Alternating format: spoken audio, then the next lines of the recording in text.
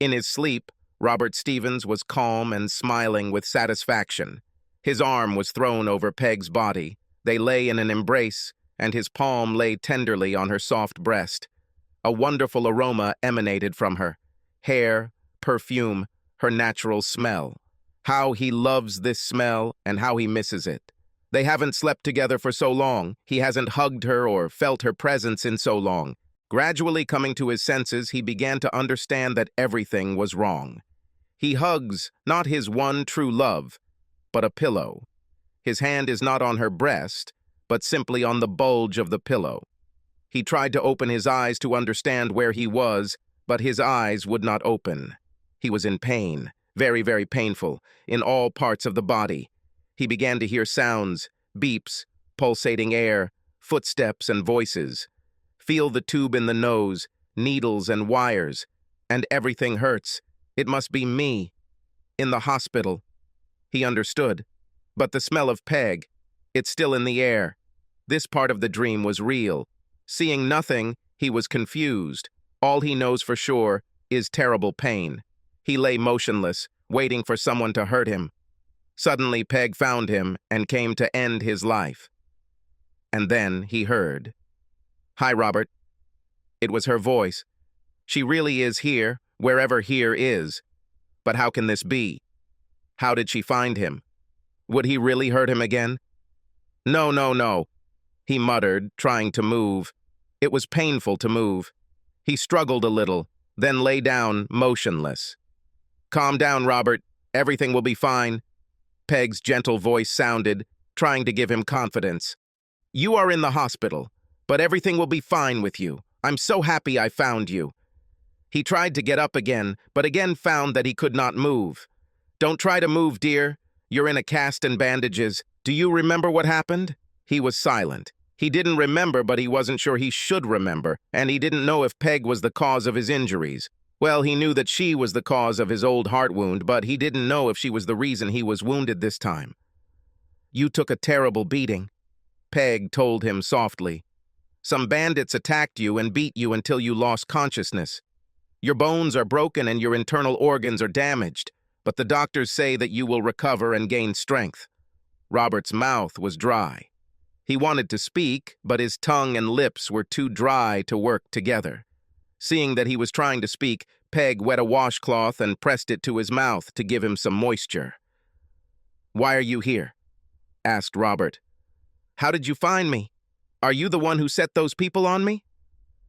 She was stunned. How could he imagine such a thing? After a moment, she stood up. "I must tell you that you have woken up.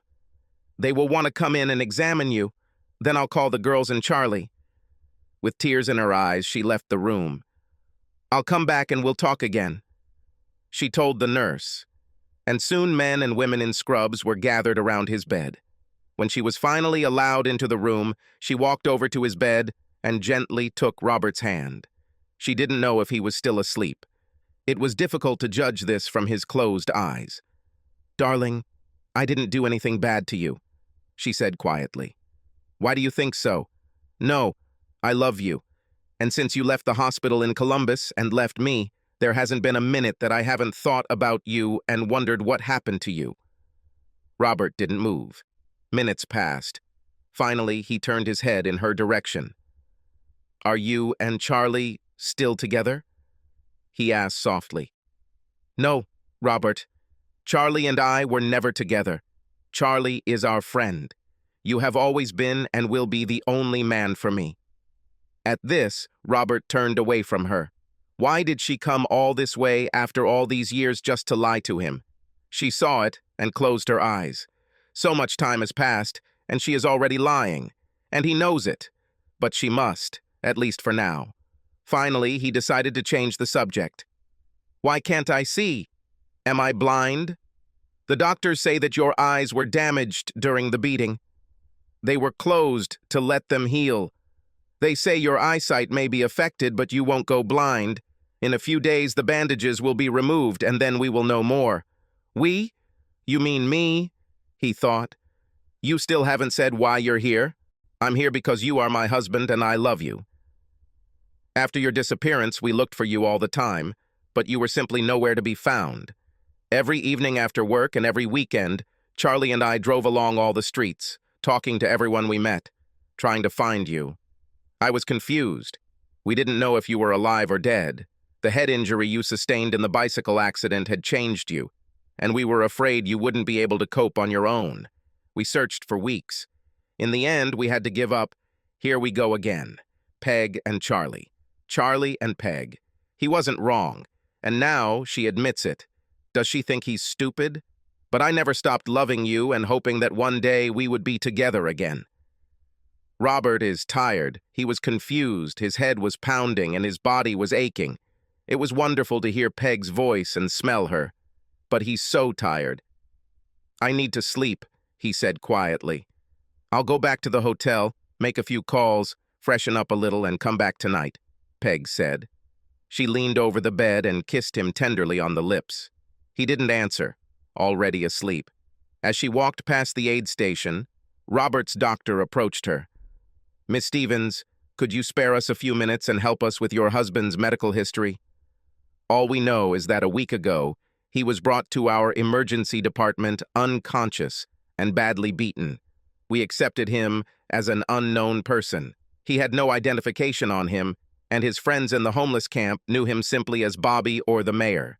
Officers who responded to a 911 call about the beating searched his bag and found a piece of paper with a phone number on it.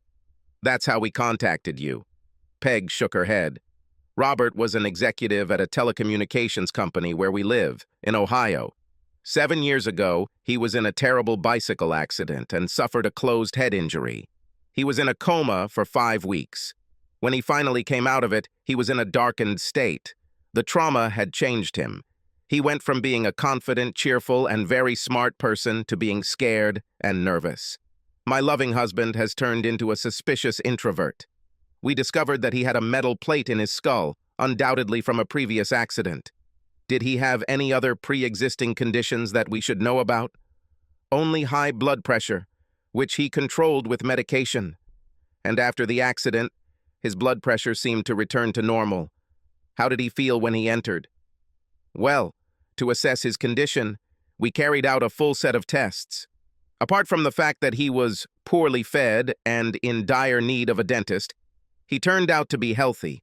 And of course, since he was just now regaining consciousness, we weren't able to do any behavioral testing.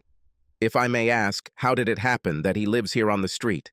Once he recovered from the immediate trauma of the accident, he began receiving physical and occupational therapy at the hospital, and he began to visit a psychotherapist in connection with the mental changes that we observed.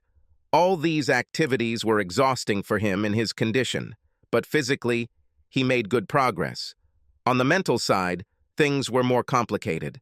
Somehow he became convinced that Charlie Ford, his best friend, and I conspired behind his back and caused the accident by trying to kill him. No matter how much we denied it, he was convinced of it and began to fear us.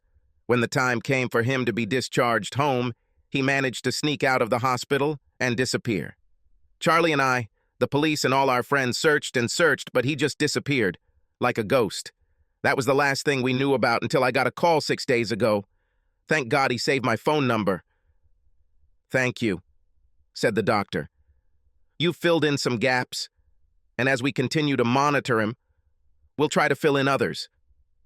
As soon as he comes to his senses, we will schedule a consultation with a psychologist.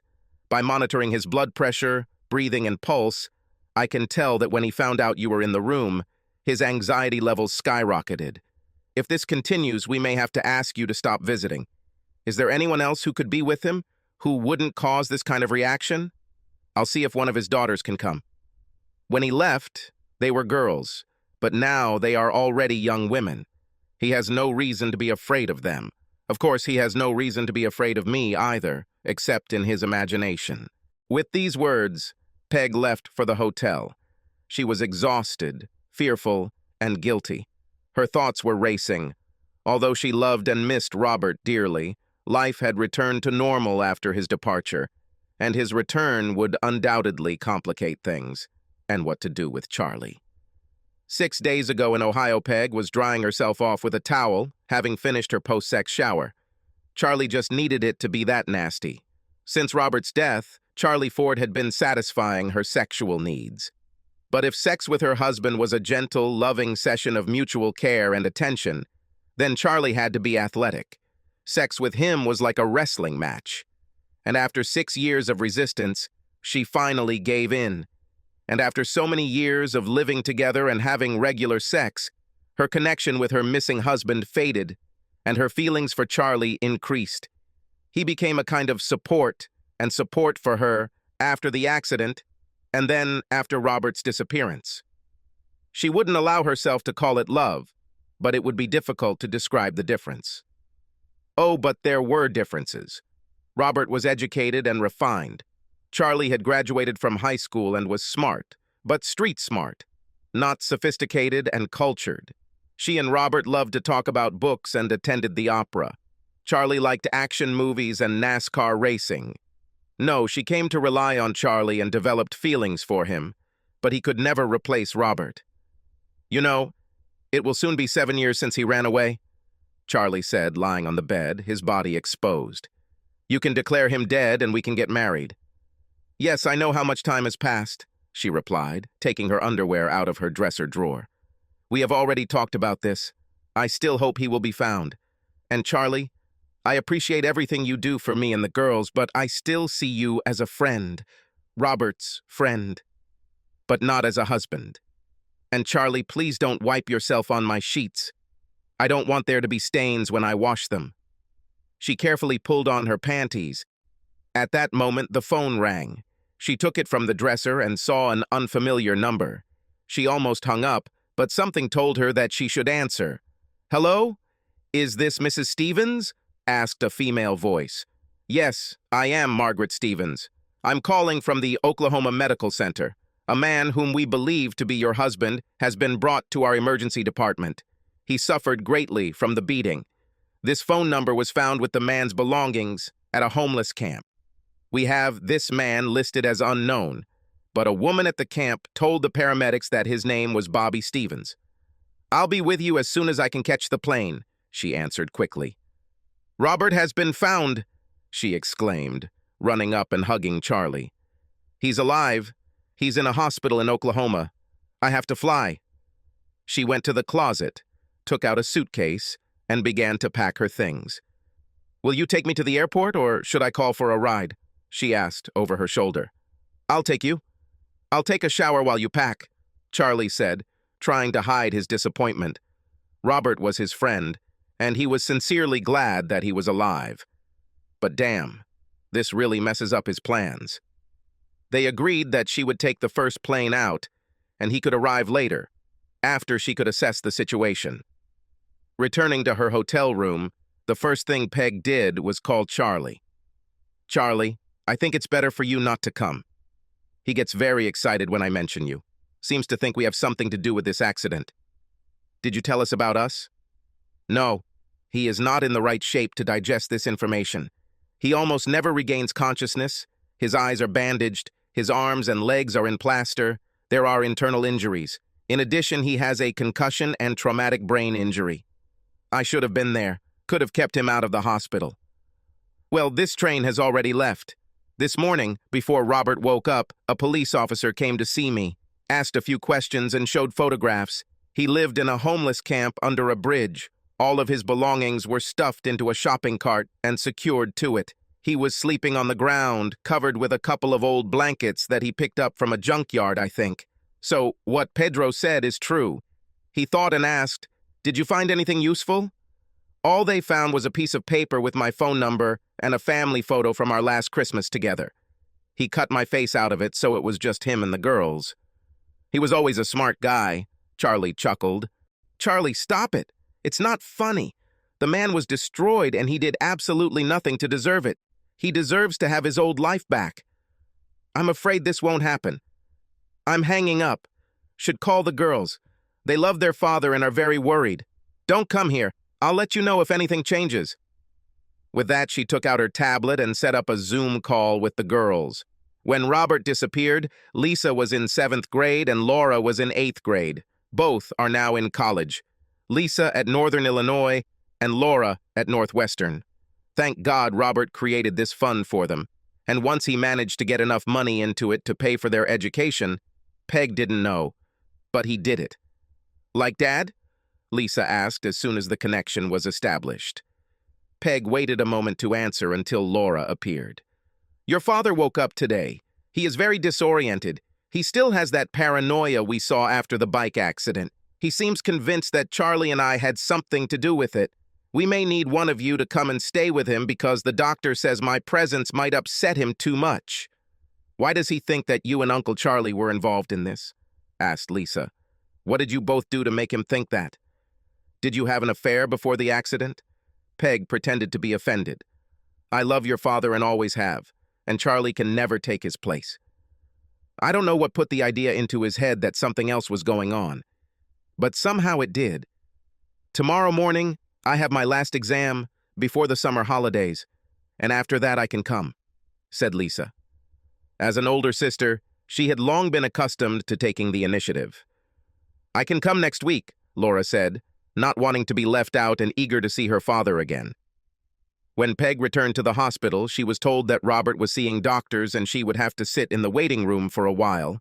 When she reached the visitor's room at the end of the corridor, she saw a rough-looking woman sitting and waiting. She was younger than Peg, but she clearly had a hard life. She was clean, wearing an old dress that might have been in fashion 10 or 12 years ago. It was pretty worn. The black hair was not styled at all, just combed. They were starting to turn gray. The woman timidly raised her head as Peg approached her. They told me I could sit here, she said defensively, as if expecting that she could be kicked out at any moment. I came to see my friend. Knowing where Robert lived, Peg guessed that this woman might be from Robert's camp. Smiling, she sat down next to the woman and asked, Are you Robert's friend? The woman looked embarrassed. My friend is Bobby, she answered. He is the mayor. Is it true? There is a mayor here. And do you know him? The woman laughed. He's not a real mayor. We call him that because he takes care of everyone who has problems. Peg took a photograph from her purse. Is this Bobby? She asked, showing it to the woman. Yes, this is Bobby, but the photo is old. He doesn't look like that now. He is older. She hesitated for a minute, trying to figure out what to do. Finally, she extended her hand. I'm Mary, Bobby's friend. Some people call me Deputy Mayor. Peg looked at the woman and appreciated her appearance. She was dark-skinned, but her facial features did not indicate any particular race. She could be pretty, thought Peg, if I did my hair and makeup. Peg came over and took her hand. I'm glad to meet you. I'm Peg, Robert's wife. Mary recoiled, pulled her hand back, and covered her mouth in horror. Are you she? He told me about you, about what you did to him. My God, have you come to kill him? Please don't hurt him. I love him, and he loves me. Mary slowly reached into her satchel and pulled out a knife. She stood up and stood between Peg and the corridor leading to Robert's room. I won't let you hurt him, she said, holding the knife in her hand. He protects me, and I protect him. Somehow, Peg remained calm and in control. Mary, I'm not here to hurt Robert. I love him too, and want to help him get better. Please put the knife away before anyone sees you. I don't want the security to create problems for you. Please come and sit down so we can talk. I promise I haven't hurt Robert before, and I won't hurt him now. Mary stood her ground, but hearing approaching footsteps behind her, she slipped to her chair and sat down, hiding the knife under the seat cushion. Peg smiled at her. It looks like we both love the same man, she said. Thank you for looking after him and being friends with him. I've been looking for him for years, ever since he escaped from the hospital. He said he had to run away because you and your lover were going to kill him so you could be together. Mary, Robert was a successful leader. We had a wonderful life. We have 2 wonderful daughters, we live in a beautiful home, and we have dear friends who all live in Ohio. But Robert was in a terrible accident and suffered a traumatic brain injury. He was in a coma for a long time, and when he woke up, for some reason he decided that my friend Charlie and I had arranged for him to be hit by a pickup truck on his bicycle in an attempt to kill him. That's not true, Mary. Charlie is Robert's best friend, and none of us would hurt him. Robert's brain injury made him suspicious and nervous. Tell me, Is he still like this? I'm the only one he trusts, she answered. He even lets me take his ATM debit card when he needs money to help someone and when he gets headaches. He doesn't allow anyone else to take it. At that moment, a nurse appeared in the corridor and said that Robert could receive visitors, but only one at a time. Mrs. Stevens, would you like to come with me? She said, smiling. Looking at Mary without the same smile, she said that she could see him later. Mary, why don't you go first? Peg said kindly. I know Robert will want to see you, and I haven't quite won his trust yet. Mary jumped up and, thanking her, almost ran along the corridor to Robert's room. Approaching the door, she slowed down and froze, looking at her friend, covered in a cast, with tubes and wires. When she saw the bandages over his eyes, she gasped. Bobby, it's me, she finally said. Can you hear me? She slowly walked towards the bed. Mary, yes, I can hear you. How did you get here? I came by bus, she said proudly. First, I went to the Y, gave them $5, and they let me take a shower. Then I went to the laundromat and washed some clothes. Then I asked the man at the bus stop how to get to the hospital, and he told me. Bobby, she said quietly, she's in the waiting room. Peg. I talked to her, showed him his knife, and told her not to harm you. She promised she wouldn't do this.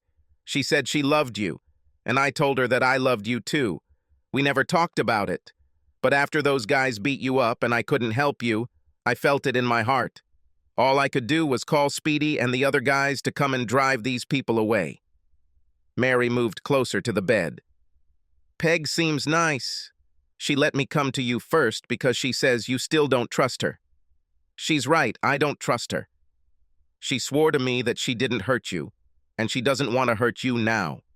Says you're disoriented after the accident. Mary, I suspected that before my accident, he put quotation marks with his only good hand, something was going on. I don't know for sure if Peg had a hand in setting me up, but I'm sure Charlie did. He's been trying to get Peg away from me for a long time. At that moment, a nurse burst into the room with a trolley and began taking readings.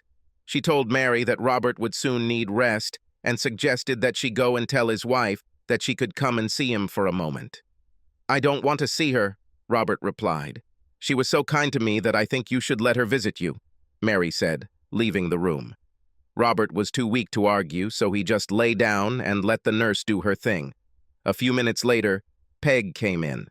Only 1 minute this time, the nurse said, trying to protect Robert. He needs to rest. Okay, just a minute, Peg replied. Robert, I just wanted to let you know that Lisa will be here tomorrow. I know you still don't trust me, but you can trust that Lisa loves you and has been beside herself since you left. Please be nice to her. Will, thank you for inviting her to come. Could you do me a favor and take Mary to camp? I don't like it when she rides the bus. Is there anything I should know about her? Mary has schizophrenia. She is very smart, graduated from Arizona State University, and was starting a teaching career when she started hearing voices. She lost everything and came to the camp about 3 years ago. She does a good job of taking her medications, but sometimes forgets. And sometimes she skips them on purpose because she doesn't like how they make her feel.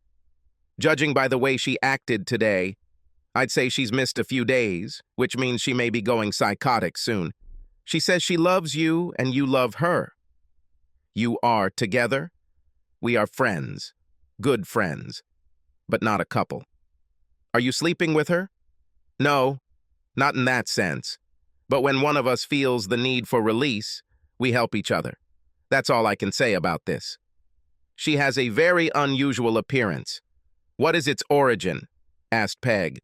Robert laughed. It's complicated. Her great-grandfather was a French missionary to China. He believed that peace between nations would come only when racial differences were erased. He married a Chinese woman and gave instructions to their children that they should marry representatives of a different race. This practice was passed down from generation to generation. Thus, Mary is part white European, part Chinese, part African, part Samoan, part East Indian, and part Native American. Wow, Peg said. No wonder she looks exotic. She has beautiful dark skin. The nurse walked to the door and gave Peg a withering look. I have to go. said Peg. "I love you. Lisa will arrive tomorrow. I'll take care of Mary. Get some rest." Peg caught up with Mary, walking towards the elevator. "Robert asked me to give you a ride. Do you mind?" "Oh, yes, if you don't mind. I don't like riding the bus. I'm always afraid of missing my stop." "Okay, come with me, and we'll make one stop along the way," Peg said, looking at her smartphone. She found a listing and location of a spa and hair salon, with evening hours near her hotel. The elevator just arrived and they went down to the parking lot. Mary started to tell Peg where the camp was, but Peg asked her to wait until the next stop. "Robert said that you have some medications that need to be taken every day. Did you take them today?" "No, sometimes they make you drowsy, and I wanted to be alert so I could get to the hospital." "Do you have them with you?" "Yes. I can't leave them with my things. Otherwise, someone will steal them. They're here in my bag." "Why don't you take them now?" Peg said, getting a bottle of water from the center console. Mary rummaged through her bag, pulled out a couple of bottles of pills, and took some medicine. Peg drove to the spa, parked, and they went inside. Mary wondered what they were doing there until she heard Peg arranging for her to have a full treatment. A mineral bath, a manicure, a pedicure, and a haircut. "Let these ladies take care of you, Mary," she said. "I need to do some shopping and I'll be back before you finish." She gave the clerk who married Mary a $50 bill and said, "Take care of her. This is a very special woman," she winked, "and she may need some extra attention. I want you to become her friend and helper." The employee smiled, agreed, and took Mary away. Peg left the building and drove to the nearest department store, where she spent half an hour choosing new clothes, underwear, socks, and practical shoes for Mary. Not fancy outfits, but practical, durable, and warm shirts and jeans. Returning to the spa, she selected an outfit from her purchases and gave it to the employee to change Mary before leaving. Soon, Mary emerged from the curtained doorway, transformed.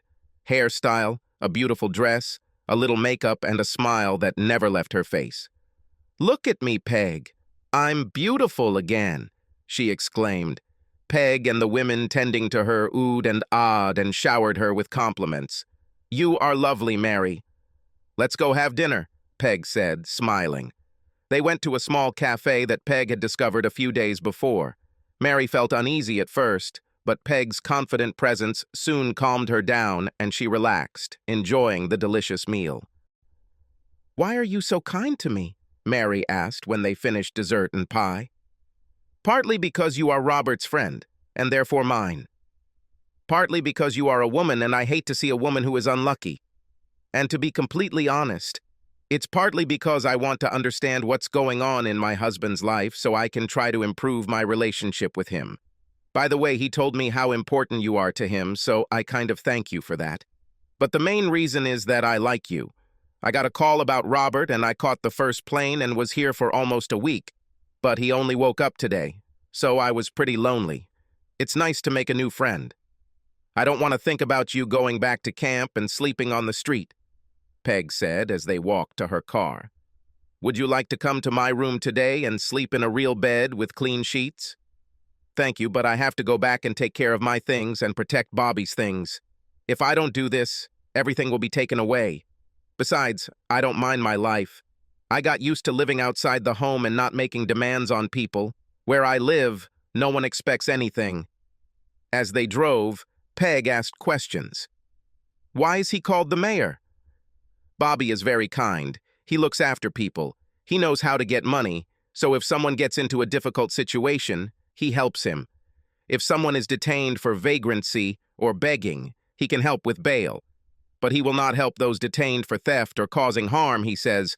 No one should go to prison just because of bad luck. But a crime is a crime, and you have to pay for it." "What else does he do?" "Give advice. Most people in the camp don't know much. They are there because they are mentally ill, drug addicts, or stupid. Bobby helps them figure it out if they have problems. He is smart and educated, and when a dispute arises, he behaves like a judge. Doesn't take sides, but tries to find a way out for both sides." "What happened when he was beaten? What was it?" Some bandits from another camp heard that he had money. They came to rob him. He never keeps money on himself, only withdraws it from an ATM when he needs it, so he didn't have any. They didn't believe him. And I had the card because he had another headache, and he sent me to get money for Speedy's bail. They tried to get him to tell them where the money was. I came back, saw what was happening, and called a group of our guys to help Bobby. They came and pulled them off and saved Bobby, otherwise he would have been killed. Tell me about the debit card. Don't know. He has one. There's always money there. He doesn't use it often, mostly just to help people. Most have only the money they get from begging. Bobby has more, but he doesn't tell anyone where they come from or how many there are. I am the only one he trusts to withdraw from the card if he cannot do it himself. Where does he get money every day? Mostly moonlighting.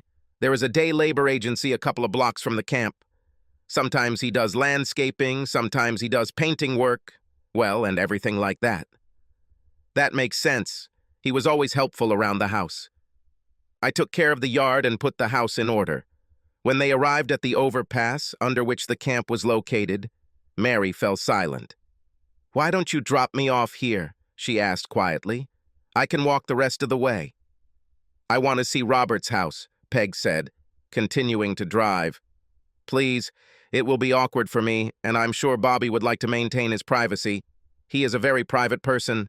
Thank you for your kindness and generosity. Today was the best day I've had since things started to get confusing for me. But please allow me to maintain my dignity and respect Bobby's boundaries." Peg slowed down and looked for a place to pull over and stop. "Okay, Mary, maybe another day. I'm glad you had a good day and you're always welcome. Thank you for being such a good friend to Robert." She placed a business card in Mary's hand. "Here is my mobile phone number. Please call if you need anything or if you want me to give you a ride back to the hospital. Robert is worried about you riding the bus alone." Mary didn't answer, but she took the card and put it in her pocket. The car stopped, and Mary got out, clutching bags in her hands. Peg watched her walk to the end of the bridge and then disappear down the embankment. She turned the car around and headed back to the hotel. Mary grabbed her bags and headed towards her campsite. All eyes were fixed on her. Several men whistled. Then Speedy asked where she was and what was in the bags. "I went to the hospital to see Bobby. He was badly beaten. Lots of broken bones and blindfolds on my eyes. Those bastards almost killed him." "What's in the packages? How did you manage to pack everything?" Mary hesitated before answering. She was sure they were hoping she had money or something in the bags that they could steal and sell. "Bobby's wife was there from Ohio. She bought me clothes and gave me a ride. She seems like a good woman, but Bobby doesn't trust her." One of the women asked mockingly, "Did you tell his wife that you had sex with her husband?" "No, I didn't say so. She just said that we are friends." With these words, she took her bags, walked to her place, and carefully put her things away along with hers. A couple of people followed her, and she pointedly took out her knife, saying that she was tired and wanted to rest. Then she spread out her mat and lay down. She clutched the knife in her hand and kept her eyes open until she was sure that the others would leave her alone. At this time, Speedy came up and thanked her for posting bail for him. He promised to look after her, so she could get some sleep. "You and the mayor are my only friends," he said. "I am indebted to you for helping me." With that, he sat down next to her on the blanket and tried to look strong, holding an empty beer bottle as a weapon. Decided that in Bobby's absence, he would become Mary's assistant as deputy mayor. Peg drank 2 glasses of wine at dinner in the hotel restaurant. Several men came over to ask if she was looking for company, but left when she said she was not. Peg has a lot to figure out. She was truthful when she told Robert that she and Charlie had not met before the accident. She knew that Robert was aware that Charlie had been making moves on her for some time. Charlie is divorced, and the 3 of them spent a lot of time together. Charlie was at their house almost every day, joining them in everything they did. He was cheerful and helpful, and at times it seemed like he was an integral part of their family. He doesn't have his own children, but he loves Lisa and Laura very much, who called him Uncle Charlie. About 3 months before Robert's accident, Charlie began to come to the house at times when, as far as he knew, Robert was not at home. started pestering Peg to take their friendship to the next level. He knew that she was attracted to him and was head over heels in love with her. Charlie is the top salesman at the local Lincoln dealership and makes a decent income. Although they never talked about it, he knew that Peg came from a wealthy family and would receive a significant inheritance when her parents died. Robert made very good money from his job, but Charlie saw that they were living above the level that Robert's salary provided and believed that their lifestyle was subsidized by Peg. At first, Peg was annoyed by Charlie's advances. She loved her husband and had no desire to have Charlie or anyone else as a side hustle. She told Charlie about this as kindly as possible. Now I realized that I was too soft with their friend because he did not want to back down. His attention was so obvious that it created tension in their three-way friendship. Robert was getting impatient and couldn't understand why Peg wasn't taking more drastic measures. Peg could not have stopped his actions more decisively. Robert was an avid cyclist, and one of the things they enjoyed doing together was going on long rides around the countryside. They enjoyed fresh air, healthy exercise, tranquil scenery, and friendly company. But even traveling together began to feel tense, as Charlie sought to be closer to Peg. That's why Robert was riding alone when a pickup truck pulled into the bike lane and hit him in the back of the head with the extended rearview mirror on the passenger side.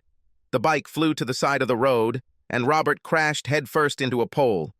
Witnesses called 911, and Robert was taken to hospital near death. It all happened so quickly that descriptions of the pickup truck conflicted, and it could not be identified. It wasn't even sure whether the pickup was blue or green. Even though it all happened 7 years ago, as Peg sat sipping wine after dinner, the memories of those days were as fresh as if it were yesterday. That day, after Robert rode off on his bicycle, Charlie found her in the kitchen. The girls were visiting friends, and they were left alone. Charlie came up behind her and put his arm around her waist. He stroked her neck and kissed her ear. "We are alone. I know you had the same thoughts about me as I do about you," he whispered, running his hands along her front and pressing his back against her. "Why don't we go upstairs and relieve the tension?" Robert will never know about this. He turned her around to face him, then leaned down and kissed her on the lips. They had exchanged friendly kisses before, but this one was completely different. There was nothing platonic about the way he pressed his lips to hers, and his hands moved up and down her back, squeezing her buttocks, then slid up and pulled her into his arms. At first, she resisted, muttering, "No, no," and trying to push him away. But then the kiss began to warm her up. She laid her head on his shoulder, shuddered, and allowed him to take her hand and lead her to the stairs and bedroom. They barely began to climb the stairs, hugging, when there was a loud knock on the front door. Frightened, she stopped and tried to turn around to go downstairs and open the door. Charlie tried to hold her back, not wanting to miss this chance, but she pulled away and panicked when she saw 2 police officers on the street. A thought flashed through her head. "I know what I did was wrong, but what does the police have to do with it?" "Really?" She opened the door nervously, and one of the police officers asked if she was Mrs. Stevens. She confirmed that she was, and he said, "Sorry to break the news, but there has been an accident and your husband is in the emergency room at Good Samaritan Hospital." "Is he badly injured?" she asked, feeling her heart pounding. "I don't know what condition he's in," the policeman answered quietly. "But usually we're not sent to such incidents unless they're serious." Peg felt the ground disappear from under her feet. She was already going to let Charlie have her, and Robert was wounded and maybe dead. The roar in her ears was deafening. Just as she began to fall, Charlie grabbed her under the arms and helped her to her feet. "Thank you, officers," he said politely. "I will help my friend's wife get to the hospital." He secretly smiled to himself, thinking that these policemen would provide him with a reliable alibi. This feeling quickly passed when he realized that he had lost his chance to have sex with Peg. Having regained her composure, Peg freed herself from Charlie's embrace and got down to business. She gathered her purse and keys and headed to the garage. "You don't want me to take you? Are you still in shock?" Charlie asked caringly. "No, Charlie. I don't want to be around you after what you almost made me do. I'll get there myself. Please look after the girls. I'll call when I know more and you can tell them what's going on." With these words, she walked out the door and hurried to the hospital. Peg, the girls, friends, and Charlie stayed at Robert's bedside for the 5 weeks he was in a coma. He underwent several operations. First, they relieved the pressure on his brain. Then they installed a steel plate in the place where the skull was crushed by the blow. Only the helmet prevented fatal injury. Her reverie was interrupted when the waitress came over and asked if she needed anything else. Looking around, she realized that the restaurant was crowded and people were waiting for free tables. She apologized for being slow, signed the check, left a tip on the table, and headed out the door. Looking back, she saw that the waitress was still standing at her table. "Could you send a bottle of the same wine to my room?" she asked, and headed towards the elevator. Opening the door to the room, she was shocked to see Charlie Ford sitting in an easy chair by the window with a glass of whiskey in his hand and a smile all over his face. "Hey, baby, I just had to surprise you," he greeted her, standing up and walking towards her. "Charlie, what are you doing here? I asked you not to come. Now is not the right time." The last word was muffled when Charlie kissed her on the lips and pulled her towards him for a hug. "I know I asked," he answered softly, "but this is the first week without you since we've been together, and I can't stand it anymore. Robert doesn't need to know I'm here until he's ready to accept the news." She gently pushed him away. "I'm tired. The day was long and stressful. I'm not ready for a serious conversation right now," she said, looking him straight in the eyes. "I want to drink a glass of wine, which should be on its way. I want to take a hot shower and go to bed, but I'll tell you this. I am Robert's wife. We made vows to each other that I treasure very much. You were very comforting and helpful to me when he was missing, and I didn't know if he was alive or dead, and I will always be grateful to you for that. But now he has been found. He is alive. He is still my husband, and I intend to become his faithful wife again." Charlie started to protest, but she raised her hand to stop him. "I told you that I'm not ready for a serious conversation today. I asked you not to come, but you ignored my request. I'm sure there are other rooms available in this big hotel, so I suggest you go down to the front desk and see what you can do. Or go to Motel 6. I don't care." At that moment, there was a knock on the door from room service. While Peg accepted her bottle of wine and tipped the young man, Charlie took out his suitcase, collected the few things he had taken out, but made no move to leave. "Peggy, you know you love me, and you know I love you. From what you've told me, and from what I already know, Robert is incapable of being a worthy husband to you and probably doesn't even want to be one. I don't like it when people brush me off like that, and I don't intend to quietly leave. I have too much heart and soul invested in this relationship. Nevertheless, I'll go and rent another room. See you tomorrow, and we'll talk then." He picked up his suitcase and went out. Peg stood and looked at the door. Her mind was in turmoil, relief at having found Robert, shame at letting Charlie seduce her, worry about the future, whether she and Robert had a future, and an overwhelming weariness. She quickly poured a glass of wine, took a long sip, then undressed, held her head high, and headed into the shower. She is a strong woman and has always been a problem solver. I knew that I would sort out this situation too. She fell asleep within minutes of her head hitting the pillow. This morning she missed breakfast in the hotel dining room. Not wanting to deal with Charlie, she slipped out the side entrance into the parking lot and drove towards the hospital. Having stopped at a cafe, I bought coffee and a Danish cheese pie, and then headed to Robert. At the nurse's desk, she was told that he slept all night and woke up for breakfast. His concentration seemed to be improving, and doctors hoped the head injuries would not lead to further mental problems. The nurse was just finishing taking his vital signs when Peg entered the room. Her scent immediately told him she was there, and he tensed. She saw how his body shrank, and a worried expression appeared on the part of his face that was not covered with bandages. "Good morning, dear," she said in a gentle voice. She leaned over the bed and kissed him lightly on the cheek. "I was told that you are much better today and that you will recover well." "Yes, I really feel better. They even stopped some of the painkillers and I can think more clearly. And yet, I return to the question, Why are you here? I'm here because you are my husband. I love you. I've worried about you and missed you every minute of every day for 7 years, and I can't wait to get you out of here as soon as you're ready, take you home and resume our life together." He didn't answer her. He was suddenly overcome by fatigue. "I'm tired, Peg, and I can't talk right now. I need a rest." He turned away from her and fell silent. She decided that he had fallen asleep. She felt the phone vibrate in her purse, went out into the corridor and said quietly, "Charlie, good morning. I'm in the hospital. He's conscious, but just lays down to take a nap. No, don't come up here. My presence upsets him, and I'm sure that your presence in the room will be too much. I'll leave soon because I see that he doesn't want me here right now. Lisa will come later, and maybe he'll tell her what's bothering him. I'll call you later when I get back to the hotel." Robert couldn't hear much of what she said due to her quiet speech and the noise of all the monitoring equipment in his room. But he knew that she was talking to Charlie.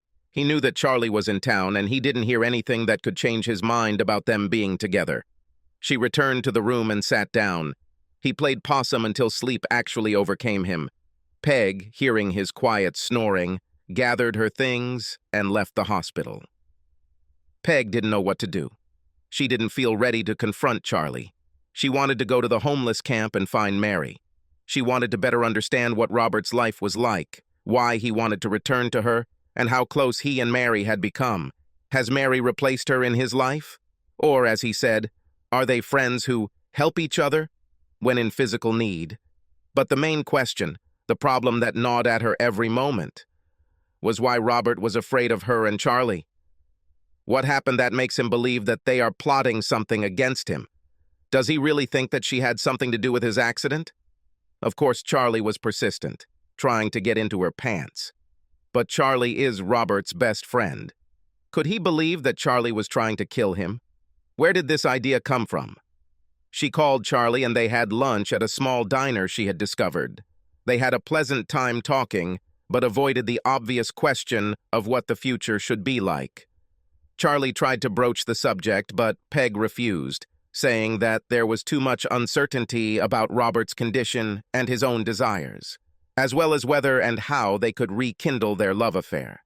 "Before I decide anything, I need to understand why he is afraid of me and you," she told him, closing this topic. Soon it was time to go to the airport to meet Lisa. Peg hadn't seen her since spring break, so aside from the circumstances of the situation, it was a reunion between mother and daughter who share a special bond. Peg has spent the past 7 years raising Lisa and Laura as a single mother, with Charlie's help, of course, while the mystery of Robert's disappearance has brought them closer together. After greeting hugs and exam results, Peg told her about her father's situation, his condition, his promising prognosis, his recent living arrangements, his friendship with Mary, and, most alarmingly, his fear. "I am his loving wife. Charlie is his best friend. Why does he think we can hurt him?" "Wait, Mom, do you mean Uncle Charlie, with whom you have been living in the same apartment for the last 7 years?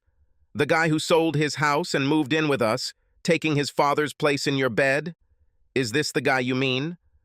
"Well, yes, but your father doesn't know about it. Until your father disappeared, I flatly refused Charlie. But for some reason, he thinks that we were together.